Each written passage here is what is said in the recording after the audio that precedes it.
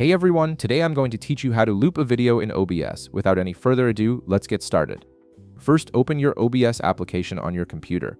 Once the application launches and you can see your main OBS interface, direct your attention to the bottom left corner of your screen. This is where you'll find the Sources panel, which is essential for adding and managing all the content that appears in your stream or recording.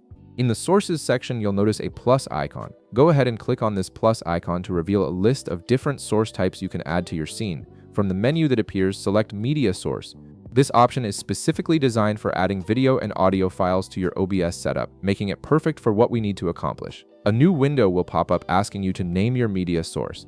You can rename it to something more descriptive if you'd like, or you can simply leave it as the default name. Once you've decided, click OK to proceed to the next configuration screen. Now you'll see the Properties window for your media source.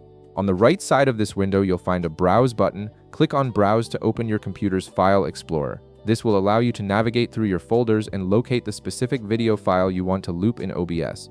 Navigate through your folders and select the video file you want to use. Once you've found it, click on it and then click Open. This will add the file path to your media source settings and prepare your video for playback within OBS.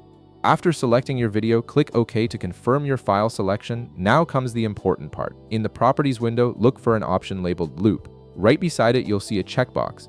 Make sure to check this box, as this is what tells OBS to continuously replay your video from the beginning once it reaches the end. This creates that seamless looping effect you're looking for. Once you've checked the loop option, click OK to apply all your settings. Your video should now appear in your OBS scene. To adjust how it looks, you can resize the video by clicking on it and dragging the corners. This allows you to position and scale your video perfectly within your scene, ensuring it fits exactly how you want it to appear in your stream or recording.